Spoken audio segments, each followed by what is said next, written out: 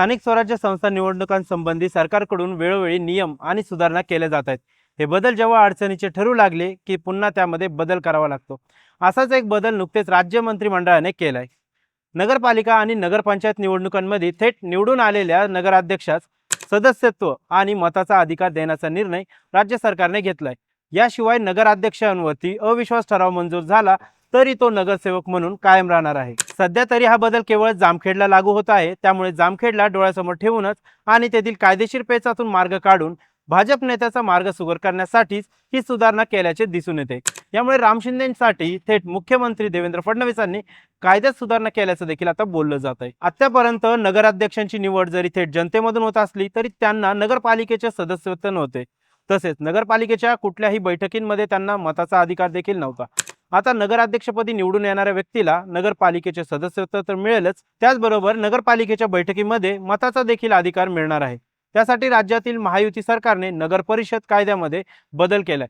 त्यासाठी अधिसूचना देखील काढण्याचा निर्णय घेण्यात आलाय। थेट निवडून आलेल्या आणि सदस्यांमधून निवडून आलेल्या अध्यक्षास जनादेश असतोच, त्यामुळे या सुधारणेनुसार आता अध्यक्ष म्हणून थेट निवडून आलेली व्यक्ती आणि सदस्य म्हणून थेट निवडून आलेली व्यक्ती एकाच वेळी दोन्ही पदे धारण करू शकते, अशी सुधारणा आता करण्यात येणार आहे।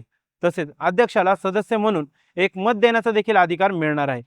अशा व्यक्तीला अध्यक्ष किंवा सदस्य म्हणून एक मत देण्याचा अधिकार असेल आणि मतांची बरोबरी झाल्यास अध्यक्षाला निर्णायक मत देण्याचा देखील अधिकार राहणार आहे। अशी सुधारणा या अधिनियमात केली जाणार असून त्याबाबतचा अध्यादेश काढण्यास मंत्रिमंडळ बैठकीत मान्यता देखील देण्यात आली आहे। जामखेड नगरपालिकेची निवडणूक ही रंगतदार झाली। या निवडणुकीत विधान परिषदेचे सभापती राम शिंदे व दुसरीकडे राष्ट्रवादी शरद पवार गटाचे आमदार रोहित पवार यांच्यासाठी ही निवडणूक अत्यंत प्रतिष्ठेची बनली होती। मात्र या निवडणुकीमध्ये शिंदेंनी बाजी मारली असून नगराध्यक्ष ही भाजपचाच निवडून आणलाय। नगराध्यक्षपदी निवडून आलेल्या प्रांजल चिंतामणी यांना सदस्य म्हणून निवडून आलेल्या जागेचा 6 महिन्यामध्ये राजीनामा द्यावा लागला असता। त्यामुळे राम शिंदे यांच्या पुढाकारातून सरकारने हा निर्णय घेतला जात असल्याचे बोलले जाते। यामुळे या एका व्यक्तीला सदस्य आणि नगराध्यक्ष अशा दोन्ही पदावरती आता राहता येणार आहे। त्यांचा नगराध्यक्ष आणि सदस्य म्हणूनही मताचा अधिकारही कायम राहणार आहे। सरकारने घेतलेल्या या निर्णयाबाबत आपल्याला काय वाटतं, आम्हाला आपली प्रतिक्रिया कमेंटद्वारे नक्कीच कळवा। तसे आमच्या YouTube चॅनलला सबस्क्राईब करायला विसरू नका। धन्यवाद।